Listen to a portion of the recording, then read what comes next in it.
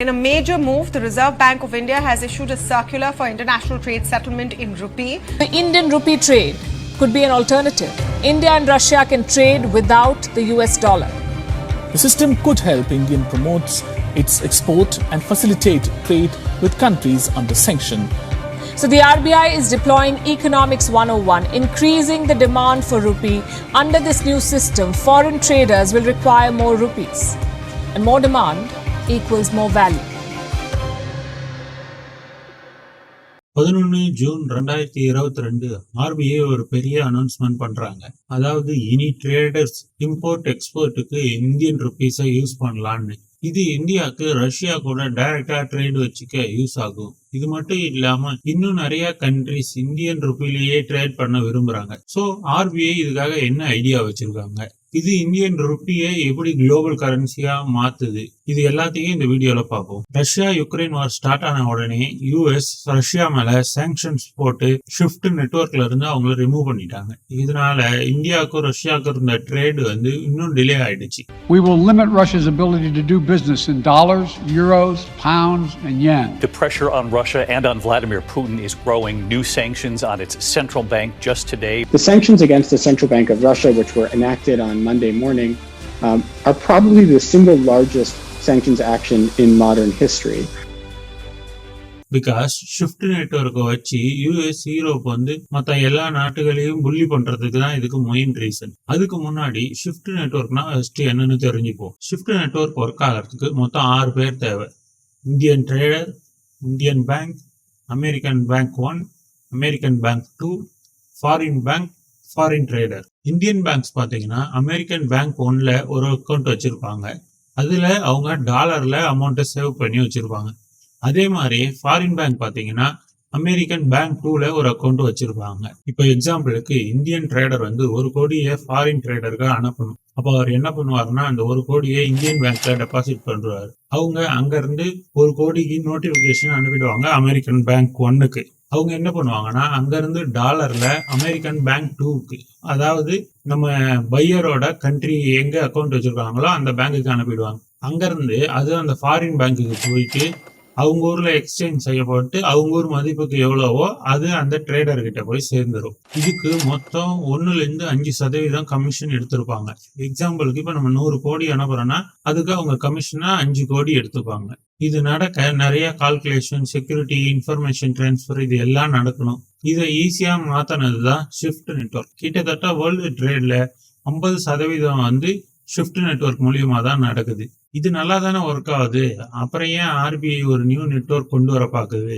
Shift network பாத்தீங்கன்னா ஃபுல்லா control பண்றது யாருன்னா யூஎஸ் அண்ட் யூரோப். இதனால அவங்களுக்கு ஒரு கண்ட்ரி மேல பிடிக்கல, அவங்க பண்ற ஏதோ ஒரு இன்சிடென்ட் இவங்களுக்கு பிடிக்கலன்னா அவங்க மேல சாங்ஷன்ஸ் போட்டு ஷிஃப்ட் நெட்வொர்க்ல இருந்து ரிமூவ் பண்ணிடுவாங்க. இதன் மூலியமா அவங்களால எந்த ட்ரேடும் பண்ண முடியாம போயிடும். அது மட்டும் இல்லாம அவங்க அமெரிக்கன் பேங்க்ல இருக்க உங்க ஃபாரின் மணியையும் பிளாக் பண்ணிடுவாங்க. எக்ஸாம்பிளுக்கு ரஷ்யாவுக்கும் யுக்ரைனுக்கும் வார் ஸ்டார்ட் ஆன அப்புறம் இதே தான் நடந்துச்சு. கிட்டத்தட்ட $300 பில்லியன் ரஷ்யன் மணியை அமெரிக்கன் பேங்க் அக்கௌண்ட்லயே ஸ்டக் ஆயிடுச்சு.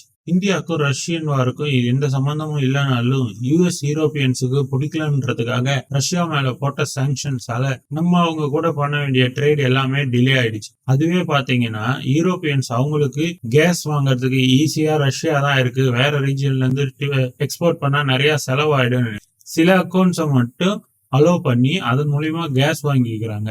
Somewhere Europe has to grow out of the mindset that Europe's problems are the world's problems, but the world's problems are not Europe's problems. Tell me if buying Russian gas is not funding the war? I mean, why is it's only Indian money and oil coming to India which funds, but it's not gas coming to Europe which funds? If countries in Europe and the West and the United States are so concerned, why don't they allow Iranian oil to come into the market? Why don't they allow Venezuelan oil to come into the market? இதனாலதான் RBI இந்த new மூவே start பண்றாங்க. அதுக்கு எவ்வளவு currency இருக்கும் போது எதுக்கு Indian ருபீஸை choose பண்றாங்க? இப்போ பாத்தீங்கன்னா குளோபலா இருக்கிற டாப் எக்கனாமிக்ஸ்ல யூஎஸ்ஓ யூரோப்பியன் நேஷன்ஸோ யாரும் இதுக்கு ஜாயின் பண்ண போறதில்லை. அடுத்ததா பாத்தீங்கன்னா சரி ரஷ்யன் கரன்சி யூஸ் பண்ணலான்னு பார்த்தா அவங்க கரன்சி யூஸ் பண்ணா இந்த வார் ப்ராப்ளத்தால நிறைய பேர் இந்த மோட்டிவ்ல ஜாயின் பண்ண மாட்டாங்க. அப்படி சைனா யூஸ் பண்ணலான்னு பார்த்தா சைனா இன்ட்ரஸ்டபிள். ஸோ இந்தியாவுக்கு ஆல் டைமா இருக்க நல்ல பேராலையும் இந்தியன் எக்கனாமி பூம் ஆகிறதாலையும் இந்தியன் ருப்பியை சென்டரா வச்சுக்க நிறைய கண்ட்ரிஸ் விருப்பப்படுறாங்க. சரி, இந்த டிரான்சாக்ஷன்லாம் நடத்த ஆர்பிஐ என்ன ஐடியா வச்சிருக்கு? இதுக்காக ஆர்பிஐ அனௌன்ஸ்மெண்ட்ல சொன்னதுதான் வாஸ்ட்ரோ அக்கௌண்ட்ஸ். சரி, வாஸ்ட்ரோ அக்கௌண்ட்ஸ்னா என்ன? வாஸ்ட்ரோ அக்கௌண்ட்ஸ்னா ஃபாரின் கண்ட்ரிஸ் இந்தியன் பேங்க்ல டிரான்சாக்ஷனுக்காக அவங்க பேர்ல வச்சிருக்க அக்கௌண்ட்ஸ்.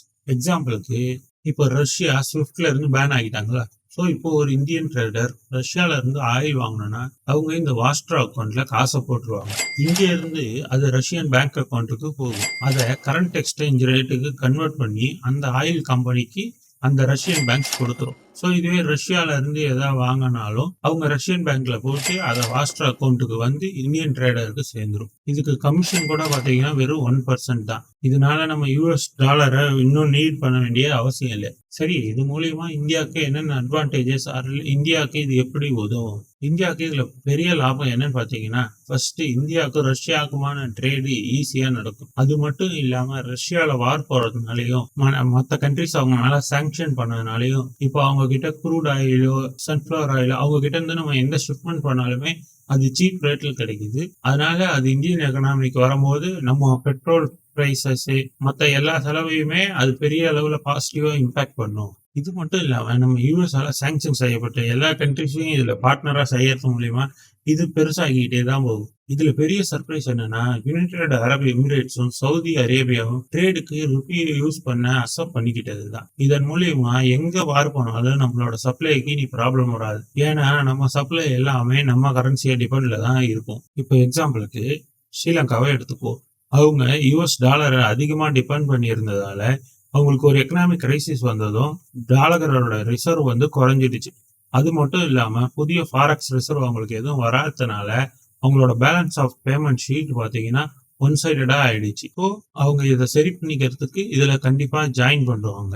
இதுல ஜாயின் பண்றது மூலியமா அவங்களோட டாலர் டிபெண்டன்சி குறையறது இல்லாத அவங்க எந்த பொருளை வேணா இந்தியாவில இருந்து ஈஸியா இந்தியன் ருப்பியை வச்சு இம்போர்ட் பண்ணிக்கலாம். இதனால என்னன்னா நமக்கு ஃபாரின் இன்வெஸ்ட்மெண்ட் அதிகமா வர்றது மட்டும் இல்லாம நம்மளோட எக்ஸ்போர்ட்டும் அதிகமாகும். இது எல்லாத்த விட ஒரு பெரிய சர்ப்ரைஸ் என்னன்னா, இந்த வாஸ்ட்ரோ அக்கௌண்டோட ஸ்பெஷலே என்னன்னா, இதுல ஒரு கண்ட்ரியோட அமௌண்ட்டை அவங்க இந்தியாலேயே இன்வெஸ்டும் பண்ணிக்கலாம். எக்ஸாம்பிளுக்கு இப்போ சவுதி நமக்கு ஃபியூல் தர்றதுக்காக நம்ம அவங்களுக்கு கேஷ் தருவோமா, அதை அவங்களுக்கு யூஸ் பண்ணிக்க அர்ஜென்ட் நீடு எதுவும் இருக்காது. ஸோ அவங்க என்ன பண்ணுவாங்கன்னா அந்த காசை இந்தியன் கவர்மெண்ட் செக்யூரிட்டிஸ்ல இன்வெஸ்ட் பண்ணி அவங்க அதுல லாபம் பார்த்துக்குவாங்க. இது இந்தியாவுக்கு ஃபாரின் இன்வெஸ்ட்மெண்ட்டையும் இன்க்ரீஸ் பண்ணும். பட் இதுல இருக்க பெரிய த்ரெட் என்னன்னா, இந்தியாவோட பெரிய ட்ரேட் பார்ட்னர் யாருன்னா யூஎஸ். இந்த வாஸ்ட்ரோ அக்கௌண்டால யூஎஸ் வேர்ல்ட கண்ட்ரோல் பண்றதுல இருந்து நம்ம குறைச்சிடுவோம். ஸோ அவங்க நம்ம மேல சாங்ஷனோ இல்ல ட்ரேட குறைச்சிக்கிறதோ இது எது வேணாலும் பண்ணலாம். இருந்தாலும் இந்தியன் ருப்பிக்கு இது ஒரு நியூ சான்ஸ் மேல வர்றதுக்கு. சரி, அப்ப சைனாலாம் இதை பண்ணிருக்கணுமே அப்படின்னு கேட்டீங்கன்னா, சைனா இதை எப்படி ட்ரை பண்றாங்க, அது மட்டும் இல்லாம ஒரு கரன்சி எப்படி வேர்ல்டு ரிசர்வ் கரன்சியா ஆகுது, இது எல்லாத்தையும் தெரிஞ்சுக்கணும்னா இந்த வீடியோ பாருங்க. இதுல உங்களுக்கு இன்ஃபர்மேஷன் இருக்கு.